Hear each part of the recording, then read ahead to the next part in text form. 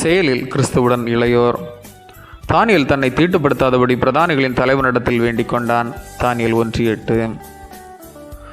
2 நகர்ப்புற இளைஞர்கள் ஒரு கிராமத்திற்கு ஆய்விற்காக பேராசிரியரோடு சென்றார்கள். ஊரை வலம் வந்த அவர்கள் அந்தி சாயும் மாலைப்பொழுதில் வயல் பகுதியில் விவசாயி ஒருவர் வயலில் உழைத்து கொண்டிருந்தார். அவரின் காலணிகள் 2 வரப்பில் கிடந்தன. பணக்கார இளைஞன் ஒரு காலணியை எடுத்து மறைத்து வைப்போம், வேலை முடிந்ததும் விவசாயிப்படும் அவதியை மறைந்திருந்து பார்ப்போம் என்றான்.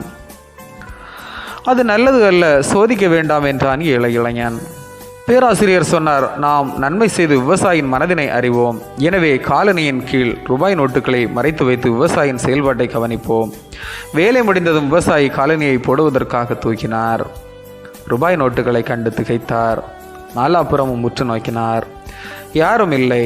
நோய்வாய்ப்பட்ட மனைவிக்கும் பசியுற்ற குழந்தைகளுக்கும் கடவுள் உதவி செய்துள்ளார் என மண்ணில் மண்டியிட்டு கடவுளுக்கு நன்றி செலுத்தினார். அதை பார்த்த பேராசிரியர் மாணவர்களுக்கு பாடம் புகட்டினார். நல்லதை செய், நல்லதே நடக்கும், கற்றுக்கொள்ளுங்கள் என்றார். அந்நிய நாட்டில் அடிமையாய் கொண்டு போகப்பட்ட யூத இளைஞன் தானியேலும் அவர் தம் நண்பர்களும் அரச உணவால் தங்களை தீட்டுப்படுத்திக் கொள்ள விரும்பாமல் யாவே கடவுளோடு கொண்டுள்ள உறவில் உறுதியோடு காணப்பட்டார்கள். அந்நிய நாட்டு அரச உணவால் தங்களை கரைபிடித்துக் கொள்ளாத இளைஞர்களை கடவுள் ஞானத்துக்கும் புத்திக்கும் அடுத்த விஷயத்தில் 10 மடங்கு சிறந்தவர்களாக வைத்தார். இளையோர்களே, தானியேலும் அவர் தம் நண்பர்களும் கடவுளோடு இணைந்து செயல்பட்டதினால் அந்நிய நாட்டில் அவர்கள் அதிபதிகளானார்கள். யாவே கடவுளுக்கு சான்றானார்கள்.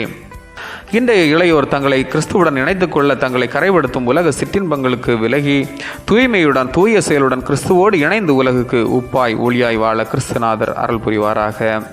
ஜெபம். தூய வாழ்வை தூய செயலை எங்களில் விரும்பும் தூயவராம் நல்ல கடவுளே, கரைபடைந்த உலகால் நாங்கள் கரைபட்டு விடாமல் கரையற்றவர்களாய் வாழ்ந்து கிறிஸ்துவோடு இணைந்து வாழ அருள் தாரும். ஆமேன். இந்த நாள் உங்களுக்கு இனிய நாளாக மலரட்டும். செயலில் கிறிஸ்துவுடன்